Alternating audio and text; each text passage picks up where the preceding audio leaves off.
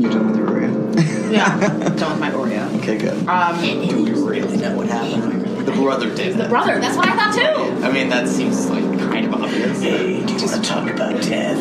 Yeah. I mean, Murdery thingy. Hello. Hi there. Happy Wednesday. Happy Wednesday. Once again, we are here on an early Wednesday morning, bringing you the weird shit. The weird shit in the news. The mysteries. The murderies. The thingies. Mine's a thingy today. Mine's a murdery. Yours is very murdery. Mine is super murdery. So murdery. Yeah. This is Mystery Murdery Thingy. Yeah, I'm Chloe. I'm Mario. And yeah. We talk about mysteries. Yeah, we already did this. We did this already. Okay, so you said What did I yours say? was a thingy. Yes. I said mine was a murdery. I know what you're doing. You don't know what I'm doing. I don't know what you're doing. And you're going to go excited. first. I'm excited to learn. Anything you want to say before we get started? Maybe just...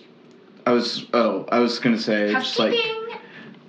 Because we say it at the end, but if people don't stay past like the show and everything, we are on Patreon now. So we're going to have a video up there. I'm going to get it done. We taped it. I just need to... Hopefully by the time this is up, I will be working hard on putting the video up too. God bless. We're God putting bless pictures up there. I think I'm going to put some pictures from my story up today because there are some cool ones. And yeah, patreon.com, search for Mystery Murdery Thingy or patreon.com/Mystery Murdery Thingy.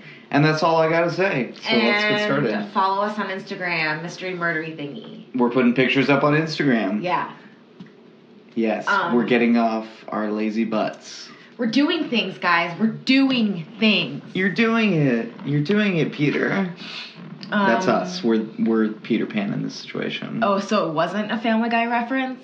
No. It was Peter Pan? Well, Hook. See, that one way over my head. You never saw the movie Hook? With Robin Williams? It's a classic. I've seen that movie. You don't remember that part? No? They're eating the food, but it's like the make-believe food. I don't remember it. I haven't seen it in a while. I think it's since I was like a little kid. It's a good movie for little kids. Yeah. And adults. And people in the ages between them. And then also elderly people. Moving on. Yeah, okay, let's actually get started. So yeah, actually, mine is technically a hometown murder, quote unquote hometown. Right. So Bloomington Normal is a college town, home to Illinois State University and Illinois Wesleyan, and some other colleges, smaller community colleges. I like to say this town is hip hop and happening. I don't know about you, Mario Silva. I'd like to say that, but also I'd like to not lie. I mean, it's a lot more happening than like Cairo or El Paso. That's Cairo, Illinois, and El Paso, Illinois, by the way. Not the cities of the similar names and the same name in the other case that is in a different place. But yes, it's central Illinois. It's a medium-sized exurb of Chicago. Yeah. Go on. So, in 1983, there was a quadruple homicide that, technically to this day, is unsolved. Now, this is nuts. It's very tragic. It is a family murder, and I got my sources from many different places, but I also watched a documentary that was on, it was like 2020 on Investigation Discovery Presents Homicide, and then it was called The Darkest Night or something like that. And it was on the Hendricks family murders, and that's what I'm about to talk about. It was really, really good. It had a lot of details in it, and I couldn't find it to watch it again. Oh, no. I couldn't find it anywhere. And it was weird. Did you watch it on YouTube originally? I watched it at home on TV. Oh, okay. A couple of weeks ago. So, yeah. So it wasn't that long ago anyway. It wasn't that long ago. Okay. Yeah. So, November 7th, 1983, 4 members of the Hendricks family were found brutally murdered in their home.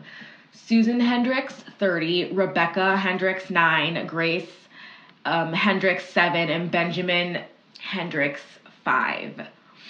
So a mother and her children, and David Hendricks, the father, who's 29, had been away on a business trip in Wisconsin. The family had been brutally killed with an axe and a butcher knife, which were found at the scene. There was blood spatter everywhere, blood-soaked sheets. They do an interview with the retired officers, and they talk about how much blood there was and all this stuff. Like, it was a lot even for them. Yes. As, like, seasoned officers. It was like, oh my God. Yeah. It's like the friggin' Shining, right? Yeah. There was no sign of struggle. And the weapons, the axe and the butcher knife, they were both found at the crime scene. But they appeared to have been cleaned. And so it was wiped of fingerprints. So there's no evidence there. So David Hendricks, 29 at the time, is the father, and he had been away on a business trip in Wisconsin, and he was concerned because his family had not been answering or returning his calls, so he called some of his relatives to go check on the family, and that's what they found. So, of course, David Hendricks, the father who wasn't there, is immediately, the leading suspect. Of course. So his story was that that night, Susan had gone to a baby shower. And in the meantime, David had taken the kids out to eat at Chuck E. Cheese. And afterwards, they dropped off some library books. Hendricks says the kids were in bed by 9:30 and that Susan was back between 10 p.m. and 10:45. And he left the house around 11 p.m. to leave on his business trip. And it wasn't usual for him to go on business trips at night because he was a businessman. Mm-hmm. The trip, this also was like something that had been planned a week in advance, so it wasn't necessarily seen as like super sketchy. The Hendricks in general were a very well-off and very religious family, especially David. So they were part of a conservative Christian sect called the Plymouth Brethren. And they would meet, they didn't really have like a church. They would meet in each other's houses. Right. It was private. It was sort of like maybe like a callback to the Puritans, I guess? That's like the Plymouth in their name, maybe? Because I think that's what they used to do, just like meet in people's houses and stuff. I should have looked up more about it, but I didn't. It sounds kind of vaguely creepy. Yeah. Not as much as like The Family or something. Like that's like the Duggars, creepy Christian cult people, but that's a whole other thing, man. Okay, so it wasn't quite to that level. No. Okay. No. Okay. Yeah, they were basically a well-known, classic, all-American family. Like I said, David was a businessman, so he made money selling back braces that he made of his own design, and he patented like this design himself, and he was very successful. So the articles that I read, one of them was from the Pantograph, which is the local newspaper here, and there are a couple of stories about it, and I couldn't find the original one. That it's archived, and I had to pay $8 to get into it, and I wasn't about to do that bullshit. Yeah, Jesus. So this changed, like, the area, Bloomington, a lot. Court hearings were canceled for the day because there weren't any police officers to testify because everybody was at the crime scene. Right. It's talked about as the most brutal slaying in the town's history. Nothing like it has ever happened. And there was a whole rumor mill going on. The media was taking this, milking it to the next level. The mindset there was that there was a murderer at large. Sure. In this first, 48 hours. And the media put a lot of guilt on David. The Jennings law firm did a poll during the time and found that 86% of those sampled thought that he was guilty. Wow. And a lot of the media attention was centered on David and his life. And a lot of that will be revealed more during the trial. So, like I said, he was the leading suspect. Police argued that his motive was freedom from this religious sect. He wanted to be free to pursue other women while escaping from what the censure of the church, bad backlash and word, and being shunned from that type of lifestyle. The prosecutors convinced jurors in the first trial that he was an unfaithful husband.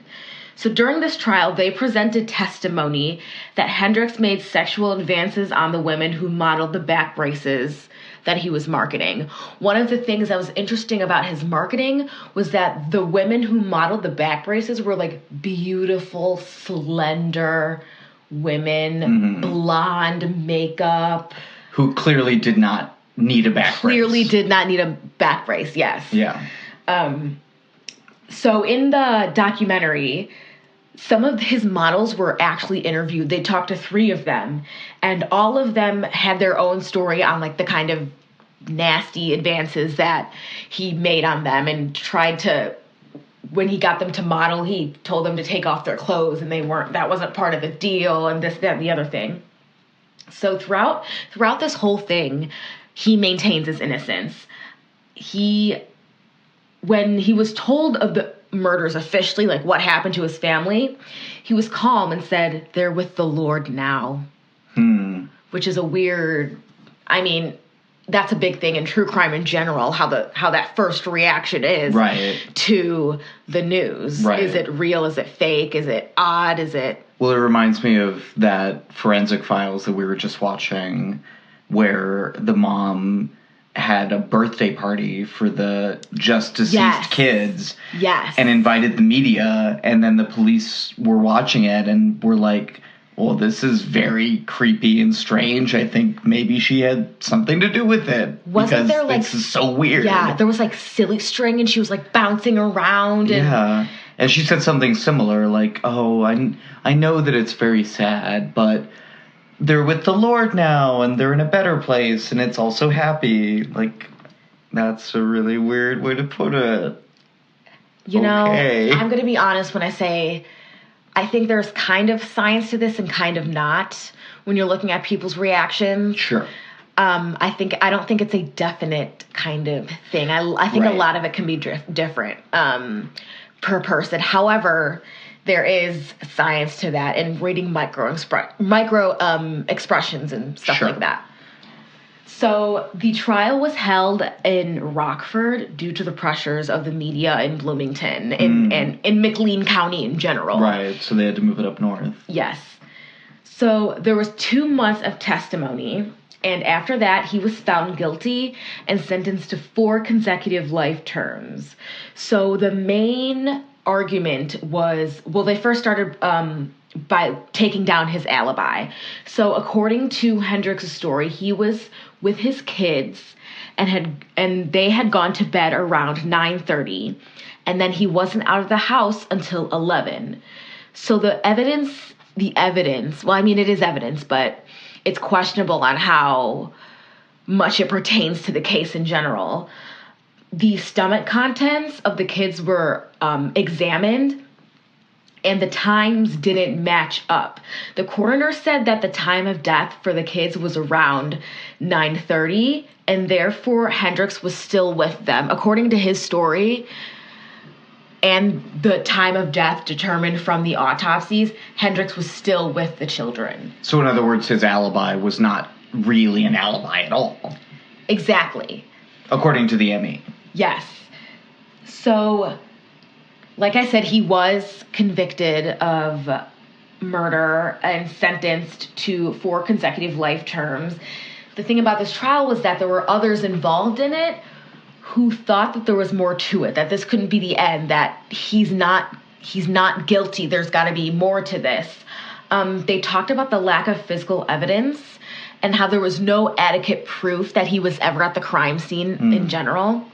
the trial judge, Richard Boehner, declined to sentence Hendricks to death, which is actually, they first considered sentencing him to death, and then the judge went down to the consecutive life terms. He says, quote, based upon the evidence admitted on trial against the defendant, I am not personally convinced that he has been proven guilty beyond a reasonable doubt. Wow. So that's a pretty strong statement by the judge, yeah. Yes. Basically almost saying that he thinks the jury got it wrong. Yeah. So Hendricks' parents also stood by their son. They thought he was innocent, and I read on one of the articles about how when they were there taking the bodies out of the house, the mom commented to a reporter saying that there's no way he could have killed those children and Susie, there's no way. And she really, really believes that, like, he's innocent. And I personally think that he could be innocent as well. There's a lot of weird stuff going on here, but there isn't any physical evidence against him at all. So there's just nothing really, like, tying him to the crime from a physical forensic standpoint. Exactly. But then it's also kind of tough, right? Because he lived in the house, so his DNA is everywhere. His fingerprints are everywhere. You know, did you say at the beginning that the murder weapons were taken from the house? No, they were found at the crime scene. They were just left stripped. out. They were stripped clean of fingerprints. Oh, right. So nothing there. So just not all that much to go on generally. Yes. Also, it's possible that the police felt pressured by public outrage. And like I said earlier, there was a lot of media crap, a lot of media sensation going on, rumor mills, the news was going crazy, small town, big murders type of thing. He had already been convicted in the court of public opinion. Exactly. Before the trial ever even started. That was one of the big factors of it that I looked at too. Right. When trying to figure out if this was what was going on here. So as we look at the lack of evidence and the doubt, the Illinois Supreme Court reversed its decision in July of 1990, and Hendricks was issued a retrial. So at this point, he was in jail for about 7 to 8 years. And then he was issued a retrial. After further review, they concluded the prosecutors improperly presented the evidence of his misconduct with the models, as well as his religious affiliations. They also argued that the misconduct with the models, that although it's awful, it's not relevant, and it also unfairly prejudiced the jury against him. And the jurors this time found him not guilty. Yeah. Wow. So technically, there's a lot of weird evidence, but he was acquitted and is walking free. So that was the last. There were just those 2 trials. Yes, he had the 2 trials. And then the state didn't appeal the second trial. Right. Okay. Right.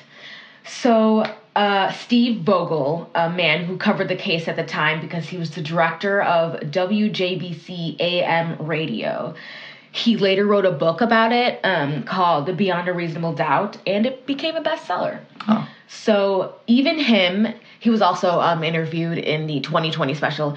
He believes that Hendricks, quote, probably didn't do it. Overall, Hendricks spent, like I said, about 7 to 8 years behind bars. He did a lot of stuff while he was back there. He was at Menard Penitentiary. He worked on the prison newspaper. He wrote stories about issues like rehabilitation. He published poetry that related to himself and his family's death. He even remarried. He married an Ohio woman, but divorced her after his release. And then he was also briefly married to a third woman before his current 15-plus year marriage that's still ongoing right now. Currently, he lives in Florida with his 4th wife, and his back brace business is still successful. I guess sex sells, even in the back break business. I think a lot of it was... Back brace business. I know, that's a hard one. Back brace business. Back brace business. I think a lot of it had to do with it was patented by him. Oh, and so it must have... Gotta get this. It must have worked well. Whenever you watch Shark Tank, they always ask, what's the one question they always ask? Do you have a patent? Do you have a patent? And that's like half of the thing, you know? Like, if you don't have a patent, they're just like, nope, not gonna be able to do it. I read somewhere that Snapchat was on Shark Tank and they said no. I could see that. I could see them saying no. Isn't that weird? Well, I just don't think that any of them is like I don't know. Well, maybe that's not true of all of them, but it just doesn't seem like it would be that profitable. It's hard to pitch an idea like that in general. Exactly. It's like hard to kind of explain exactly what it is, and yeah. So this was, my cold case, my hometown murder cold case. So did anyone have, sorry to interrupt you, did anyone have any theories, like, as to who actually did do it? They might think it was it had to be an outside person, an outside killer. Because he was such a successful businessman, some of the private investigators that his family later hired, or was it Susan's side of the family that hired? I think it was Susan's side of the family that hired private investigators when Hendricks was given the retrial and was seen not guilty. Yeah. And they found something that could point to someone else and somebody who was jealous of Hendricks and wanted to take him down. It was a hate crime? Is that how you would classify that? No, not really. No. It was motivated. Right. So that would have been the motive. Would have been to like get back at him because he was a more successful businessman or whatever. Maybe he stomped on a couple people's feet to get to the top. That could be, maybe he was one of those people who kicked down and kissed ass up, Nice. Could be. So my sources were Wikipedia, of course, the 2008 Pantograph article by Bill Flick, the News Gazette article by Jim Day, 1989 Chicago Tribune article by Wes Smith, and a Crime Feed article by Mike McPadden. Yay. Yeah. Murder. And so how far away from here did it happen? East side of Bloomington. But yeah, that was pretty interesting. Yay. Okay. Mystery. Murdery. Thingy. Tell me about your thingy. Thingy. I don't know what it is. I'm excited.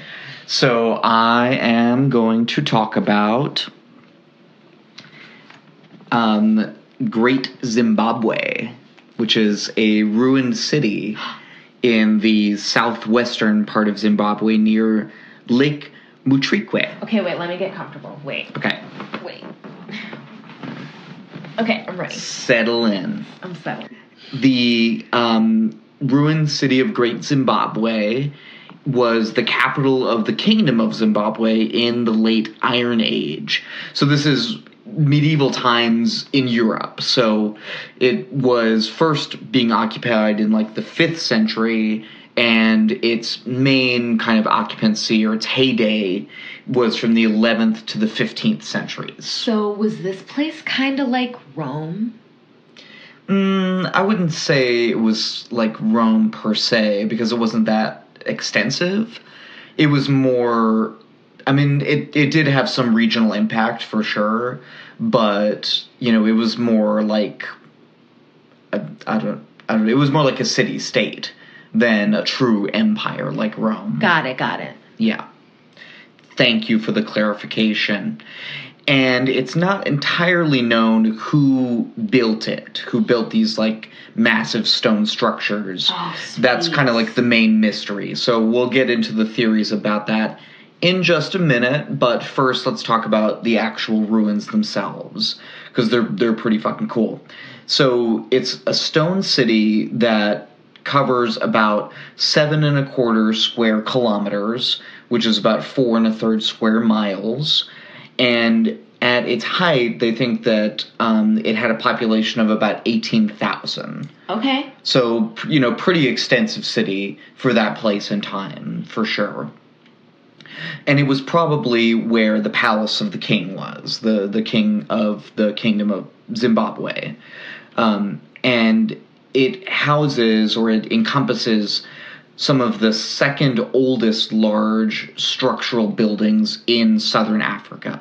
Oh, wow. Other than these ones that were built by the Mapungubwe in South Africa a little bit before, and probably had an impact, an influence on the people who then built the Great Zimbabwe ruins. Because that's another thing about them, that their architectural style, and especially this one particular building that I'll talk about, they don't really know, A, what it was supposed to be, or B, why they built it. Because their architectural style really doesn't relate to the people around them.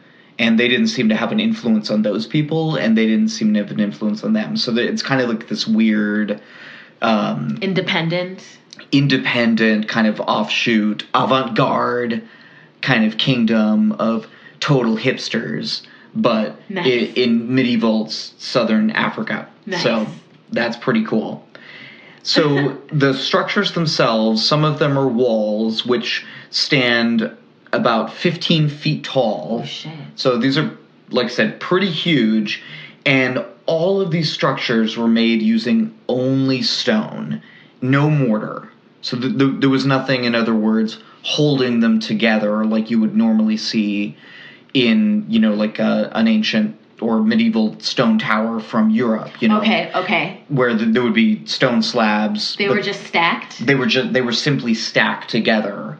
And in order to create structures that were that large and have endured for this long, just with stones, they had to be like extremely precise in terms of how they were cut. Yeah. And also in terms of how they were placed. Yeah, because stone is usually pretty uneven, like in general. If you're trying to move pieces around and put them together, it's not like they're Legos. Exactly. This isn't fucking Minecraft, right? Yeah. This is people who had to figure out, how are we going to move these stones? How are we going to hew them in a way that, we can have some regularity? And then how are we going to place them so that they actually hold up and it doesn't all just fall apart, and it creates the structures that we want. And not only that, but creating structures that are, functional, but also are architecturally interesting, weather and resistant, beautiful. These are like, some of these structures have some detailing even. It's not just a pile of rocks. This is something very impressive, and people who encountered it were always very impressed by it. And we'll kind of get into some of that stuff as well. But another big feature of the of the Great Zimbabwe ruins is what's called the Great Enclosure. And the walls of the Great Enclosure, some of them are as high as 36 feet. So is it like a little building? Sort of. The Great Enclosure, and there's three separate kind of parts, and they were occupied at different times. So we'll get into that a little bit here, but just to wrap up with the Great Enclosure itself, because that's kind of the main sort of aspect of it that I think people are impressed by. And it's a self-enclosed, area that seems like, and again, people don't really know what these things were meant to be, but it seems like it was a redoubt, somewhere where you could look out from and defend well from, kind of a fortress in a sense. So was it on top of a hill? It was actually not on top of a hill, but there are other parts of the Great Zimbabwe ruins that are on top of a hill. But the Great Enclosure, the walls are as high as 36 feet, so really big, like 3 stories, and they run 820 feet. Oh. Kind of in a big circle. So like I said, it's a large enclosed area. And there's that big wall, and then there's another kind of smaller wall within it. This is one that definitely needs pictures that I'll be posting. There are a number of pictures, and yes, I'll send those over to you. There are a bunch of them on the Wikipedia page, and they're really nice, actually, some of them. And like I said, this is the largest, or one of the largest structures south of the Sahara Desert. So in this whole, the main part of the continent, this is kind of the big site. That's so interesting. And like I said, it has 3 distinct archaeological groups. There's the hill complex, and it's kind of 2 or 3 hills around it, which is a bit like Rome, actually, now that I think of it. And those were mainly occupied from the 9th to the 13th centuries. Then there's the Great Enclosure, which is, kind of lower down, and that was occupied from the 13th to the 15th centuries. And then the valley parts, and there are 2 separate valley parts, kind of the upper and lower valley, were occupied from the 14th to the 16th centuries. Why were they occupied at different times? Exactly. That's a really good question. There are different theories about that. Some people think that they weren't actually occupied at different times, and that they were simply different areas that were used for different purposes. Okay. I feel like that makes more sense than... It may make more sense if you're just thinking about it from a sort of narrative perspective. But scientifically, does it exactly. say... Radiocarbon dating and other methods show us that it actually was occupied at these different times. Personally, I think probably they were occupying the hills first because that's the most defensible position, right? Yeah. I mean, in warfare and in tactics, the world over, throughout all of time, what's the one cardinal rule, right? You occupy the high ground. That's always what you do. There's no other technique in warfare that is equivalent to you occupy the high ground. Yeah. Because then you're running downhill at the other people, right? Or you're shooting them from there. Exactly. Or you can see them from a far way away. Why is a giraffe's neck so tall? Probably not so it can see its enemies, but maybe, So it can get food off the high trees. That as well. Why do they have black tongues? I don't know. It's pretty cool, though. I like it. I don't know why. I just think it's cool. Giraffes are cool. Giraffes are very cool. They're not my favorite animal. We know what that is. They're my mom's favorite animal. Oh, really? Yeah. Oh, that's nice. That's a nice thing. Okay, to get back to what we were actually talking about.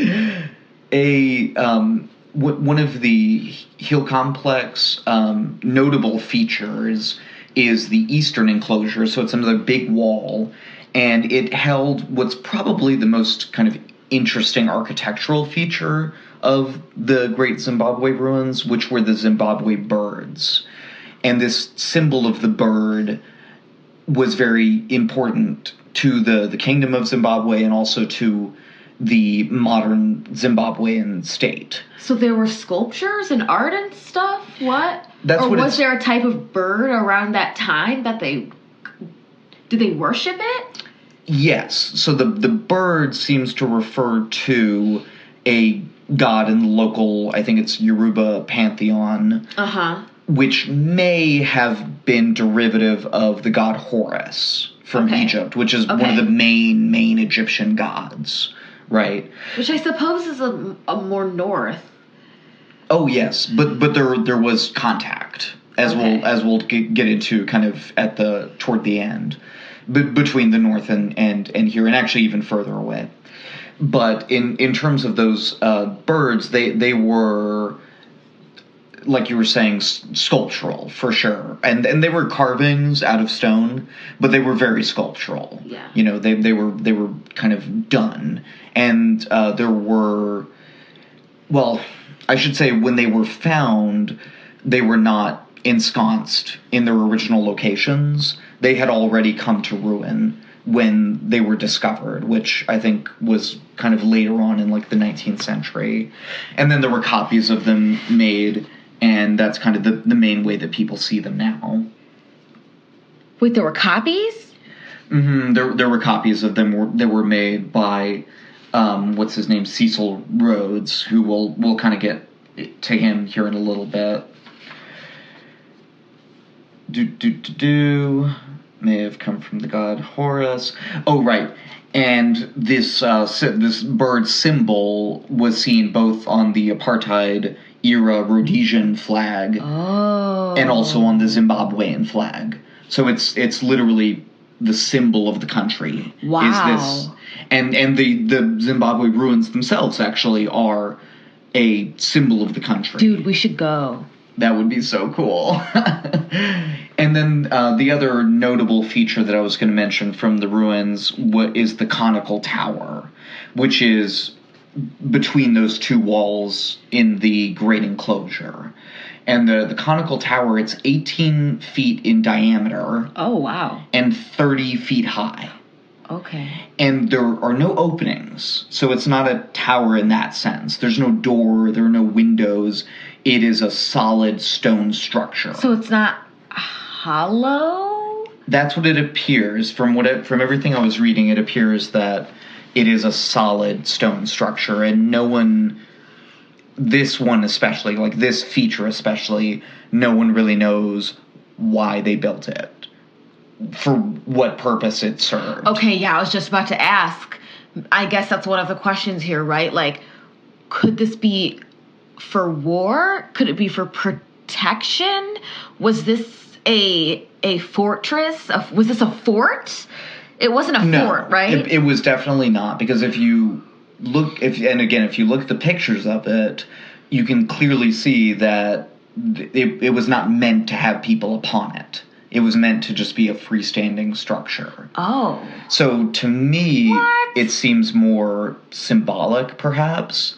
Maybe it was a kind of monument, in the same way in which, with maybe 1,000 years from now, if people see the ruins of Washington, D.C., right, and they look at the Washington Monument, and they say, like, what was this? Why would anyone build it? It serves no purpose.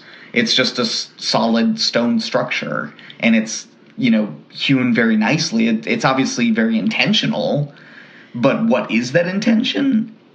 How could we possibly know? Yeah, so it makes sense that it's more of just a monument? To me, that's what you think? I'm not an archaeologist. I have no idea, but yeah, that's what I would think. So I may be asking ahead again, but do they know the culture of the people there besides the bird god thing?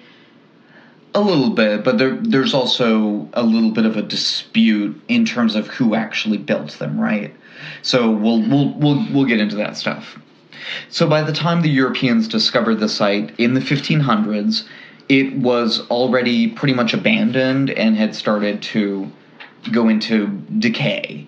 And the Europeans, who were mostly the Portuguese early on, wondered, who had built these great structures with such precision, and how were they able to do it, without using mortar or anything.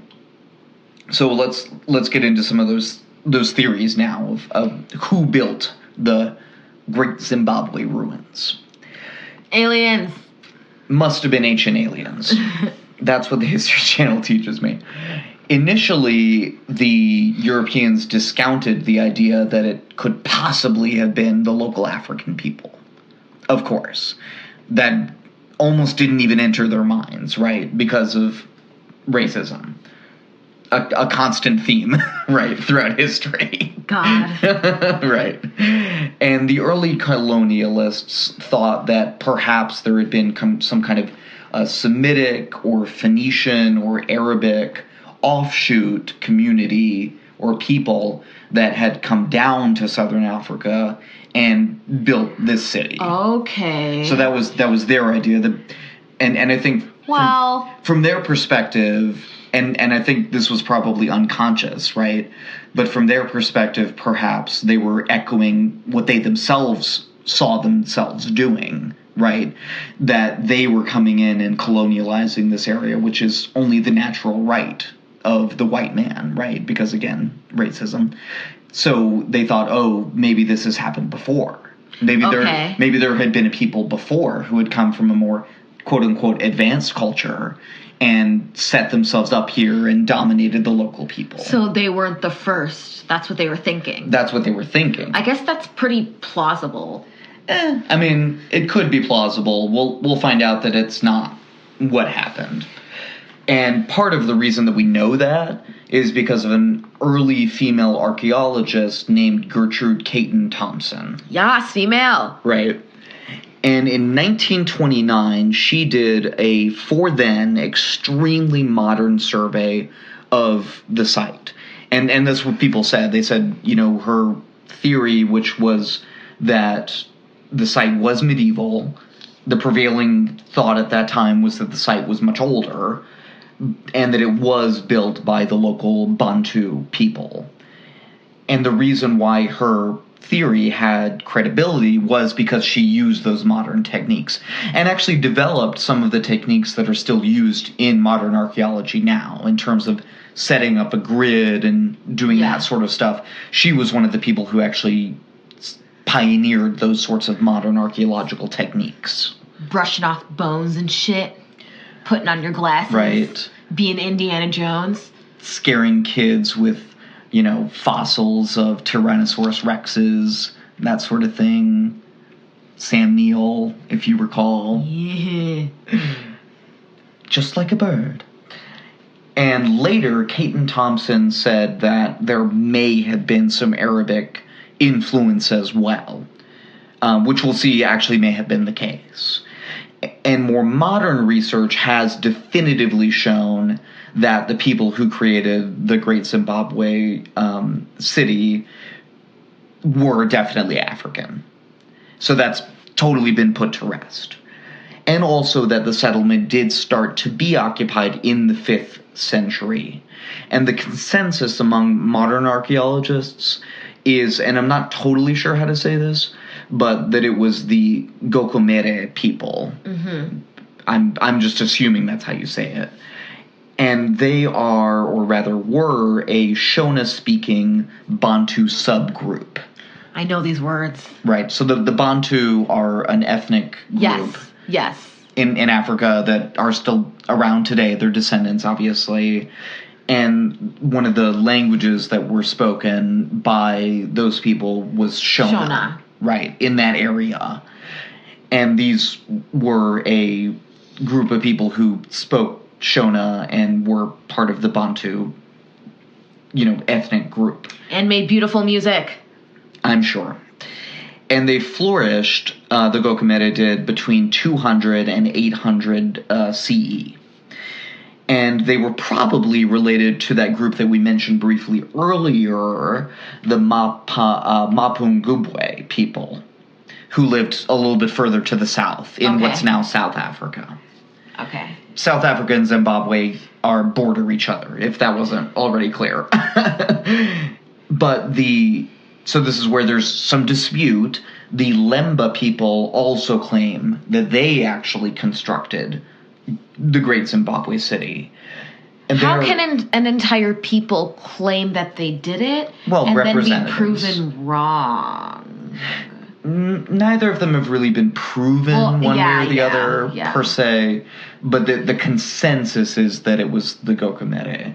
But this other group of Bantu people, the Lemba, also claim to have constructed it.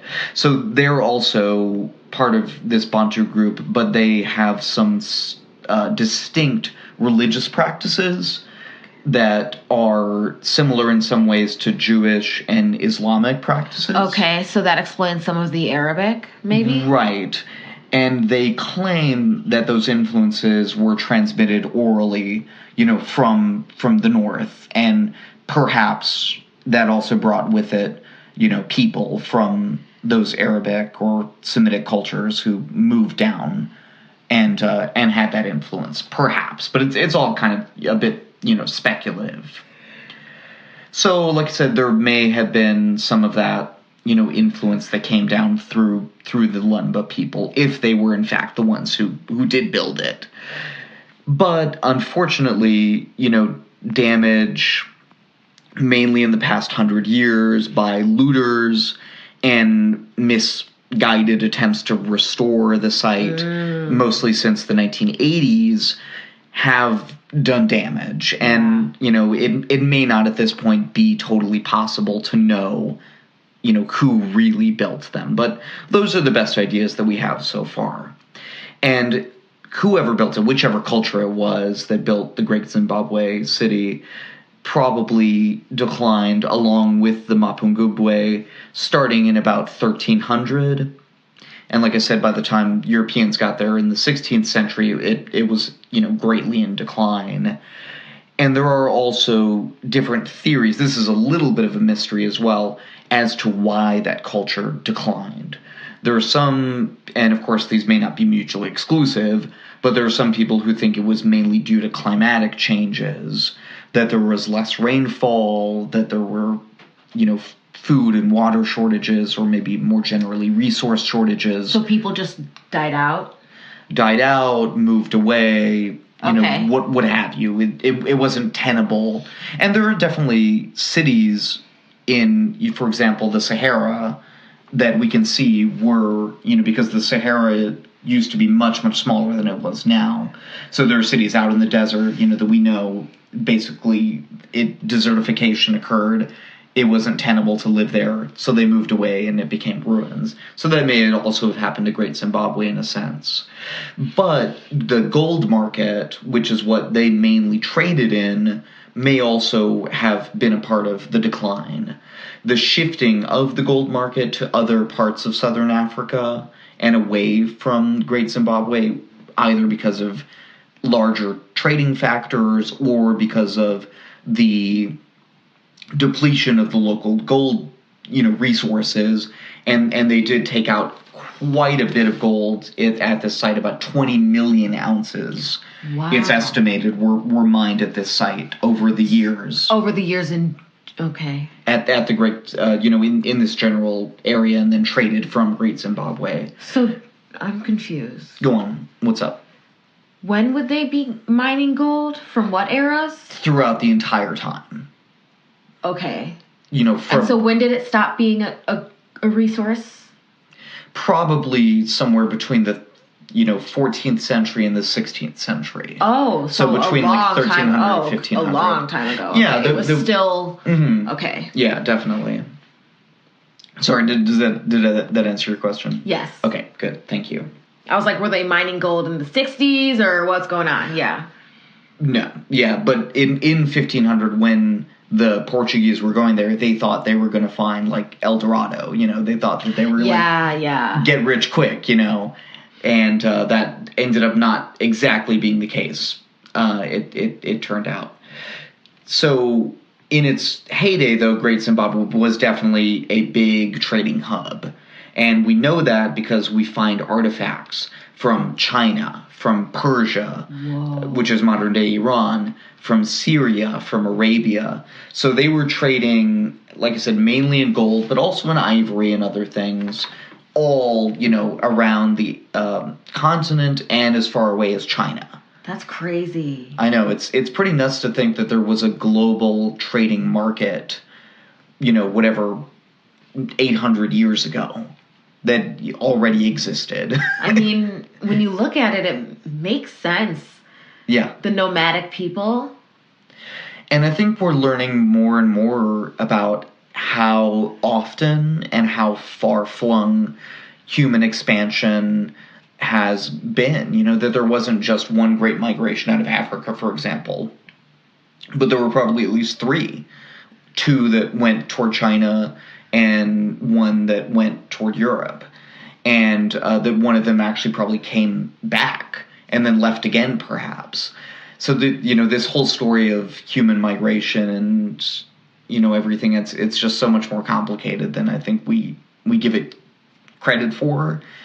And we can see that in some ways through a site like Great Zimbabwe, where you can see not only were there great cities in that era as well, there were also great cities in that era in Africa, which people probably don't think of a lot of, right? True.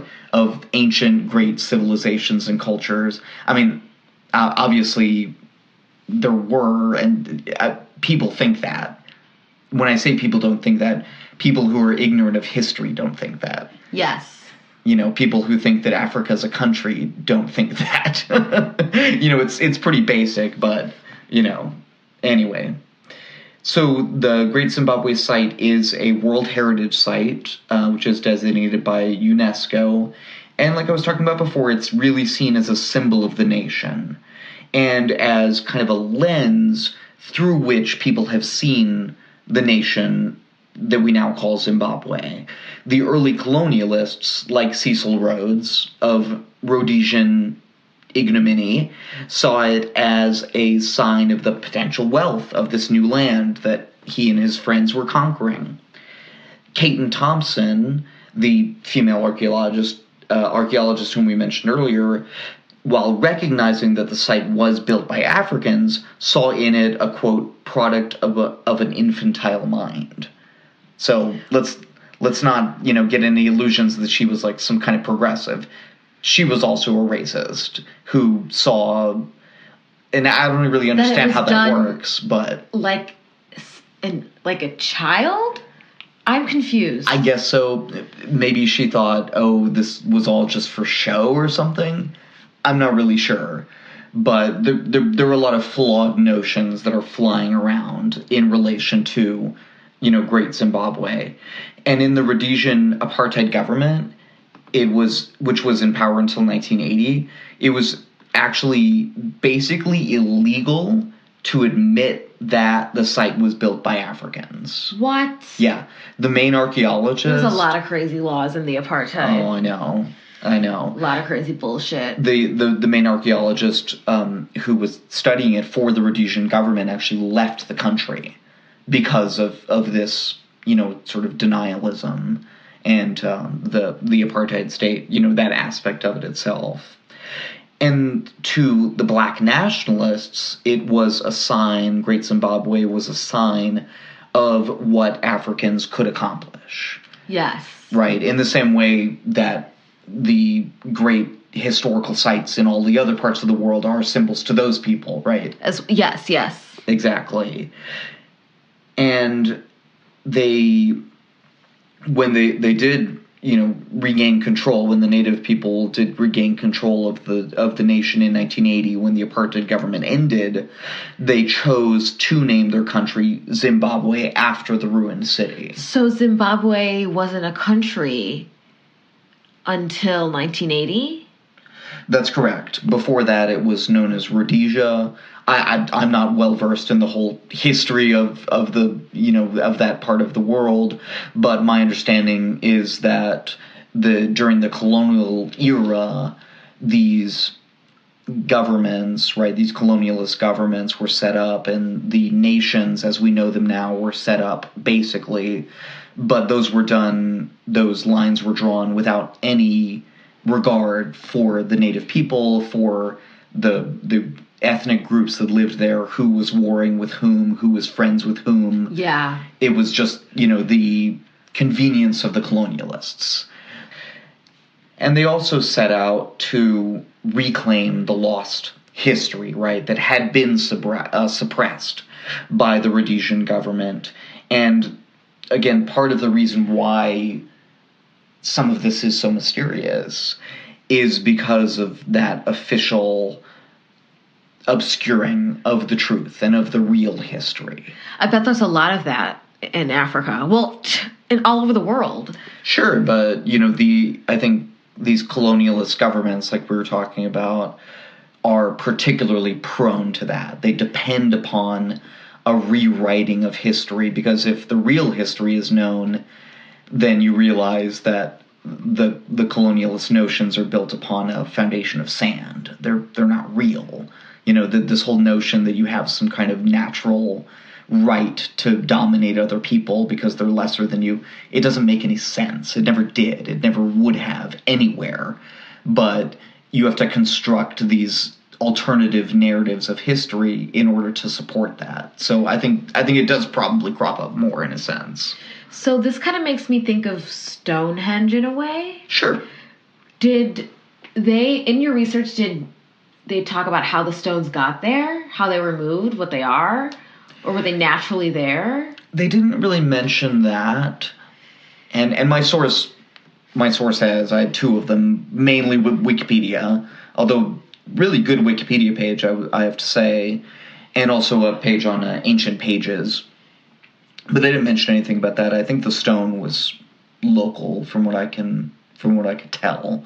It was more the construction itself that was mysterious in terms of the actual production of the site. Yeah. And of course the why. Right, what was the purpose of these things and so forth. But the people who, again, set up the modern Zimbabwean state saw this site, their kind of reading of what is the purpose of these buildings, what's the meaning behind these things. At first, they said that they saw it as a sign of a harmonious, socialistic society that existed pre-colonialism, before the white man came and messed everything up. We lived in this, sort of utopian state. That's a good viewpoint. It's certainly attractive, but I think it has its own pitfalls, as utopian notions always do. But as time went on, they started to describe it more as a sign of the natural accumulation of wealth in society to a smaller number of people, which is sort of the exact opposite idea. Okay. Right. And I think... So they all moved to this one place. Well, just the notion that having a ruler and having a concentration of wealth to kind of the ruling class within this one place is a natural state. And I think probably that occurred because that was what was most convenient for the people running the country, right? For the Mugabe regime, throughout the years. As we got further and further away from the actual, from the revolution. And more recently, just as a kind of to end on, Zimbabwe has established a university, and it was established around the year 2000, mainly to study the ruins. So it's set up in a city that's near it, and they do a lot of work, archaeologically at the ruins, but they also take, like we were just talking about, they take the sort of wider context and the history of it, and they use that as material for art and for studies and, just generally. I mean, this site is so kind of rich in its historical heritage that you can have a whole series of programs and a whole university, actually, that's dedicated to it. So, yeah, that's the ruins of the great city of Zimbabwe, Great Zimbabwe. That was a good history lesson. Right. I hope it wasn't too dry. I tried to I liked it because punch it up a little bit. I think that it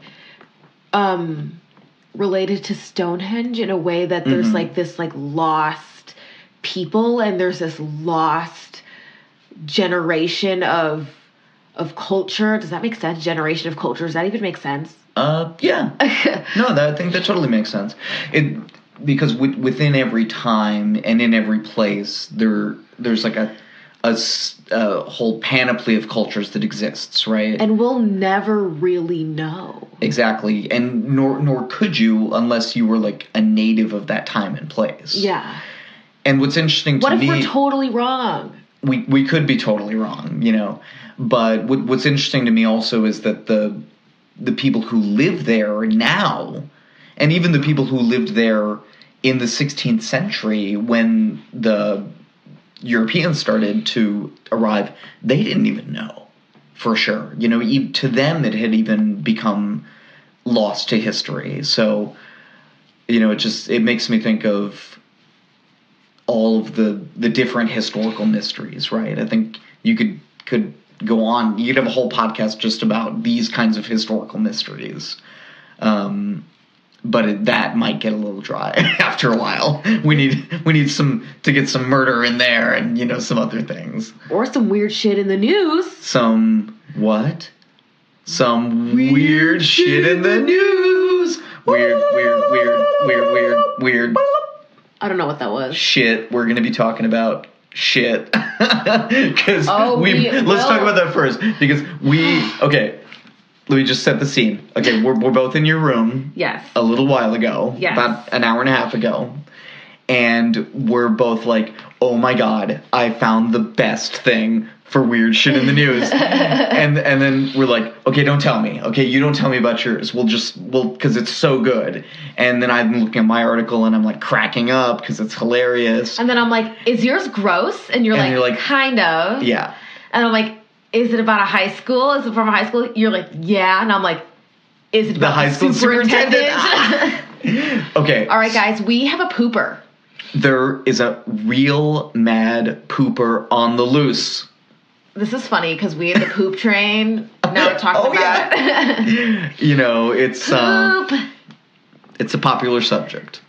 It's a poopular subject. Oh my God, that was pretty good, right? I mean, this puns go. So, New Jersey high school. Yes. Apparently, they've been finding poop almost daily by the high school track. So as this continues to occur, right, finding human feces, becoming outraged and disgusted, oh my God, what the hell's going on? Next day it happens over again, oh my God, what the fuck? I think it happened like 8 times. 8 times, just in the course of a couple of months. And some of them apparently were like consecutive days. Oh my God. So eventually they stake out the track, right, because this is illegal, by the way. You can't just crap outside whenever you want to. Thank you for the clarification. You're not a bear. It's not okay. So they stake it out, and to their great surprise, who do they see but the local superintendent? The fucking not the principal, not a teacher, the superintendent. What is the logic there? Did they figure out why? Do they know why? Did they talk to him? Is he in jail? He is in jail. Yes, he's going to be arraigned very soon. We'll see how he pleads. I would hope for his sake that he probably pleads. Probably going to be a plea bargain anyway. Well, that's what I was going to say. Probably no contest. Yeah. Because they saw. Well, it's actually not entirely clear in the reporting if they literally saw him doing it, but that's kind of what it seems like. And that's what I like to think it was. That they and then they were like, hey, no. And then was it like some Scooby-Doo shit? And then he started running away, but his pants fell down. Superintendent? And then I would have gotten away with it. If it weren't for you meddling kids and your stupid dog. Let's see who it really is. Scooby, don't lick it. Oh, Scooby. Oh. Scooby likes Scooby snacks. Ruh-roh. Scooby like poopy snacks. I don't think Scooby talked in third person. I thought he did.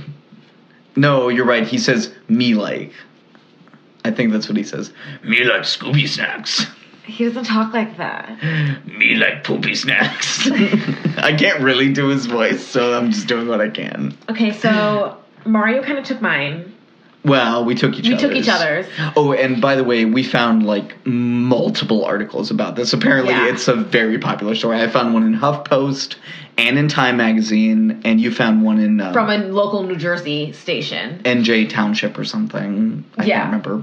Okay, so this one's kind of gross. But I think you'll like it too, Mario. I liked the last one that was kind of gross. So turns out, so basically we'll set the scene here. So her name is Kendra Jackson, and she's from Omaha, Nebraska. And so basically for years, she had a runny nose. Oh, I heard about this one. Oh, you did? Okay, so constant runny nose. And along with it was coughing, sneezing, and headaches. So it became kind of a routine for her. She'd always have tissues with her. So eventually she was like, this is too much. She went to the doctor. Turns out it was a brain fluid leak. Her brain was just dripping through her nose. Apparently a thing that can happen. How nasty is that? Extremely nasty. So basically there was a hole between her skull and the nostrils that was allowing the leak. and they like went up there with like cameras and shit and like plugged the isn't that weird? Like surgery. And they think that the cause was from a head trauma from a car accident that she was in. Oh, wow. And that's when the leaking started like a couple of years after that. So, hole in your brain. Keep your brain in your brain, nose. you know? Oh, that one's nasty. Pretty gross. Pretty gross. And they have like camera footage. They like, ooh. It's like a fucking David Lynch movie. So I also had a good shit in the news. Do it. I was going to just briefly talk about Becky Hammon, who is actually the first woman who is also an assistant coach for an NBA team, or actually I think in any of the 4 major sports maybe, with the Spurs actually, which happens to be my favorite basketball team. So that's pretty cool too. And she is like a longtime player. She was in the WNBA for many years, and she's like a superstar there. And she's been a superstar as a coach so far. And the story is about her being the first woman to interview for an NBA head coaching job. Wow. So she is almost certainly going to be the first woman head coach of an NBA team. Which I think is pretty stupid that hasn't happened before. That's kind of nuts, dude. I knew there were women coaches for like college teams. There have been a few women coaches of male college teams. Yes. There has also been, I think, or have rather been 2 women head coaches of D-League teams. Okay. So that's also happened, but would definitely be the first time for an NBA team, and probably with the Bucks. Women are just getting it. I know, right? It's kind of funny when you give both genders a chance to do every job. People from both genders tend to excel in each job. What? Funny how that's like, oh, equality works. It's not, just some like frou-frou liberal idea. It actually makes sense to have the best people in the job. Anyway. That's all completely obvious, but yeah, I like it because it's the Spurs. But I like Becky Hammon too. She seems really cool. I heard she actually turned down the head coaching job at Colorado State.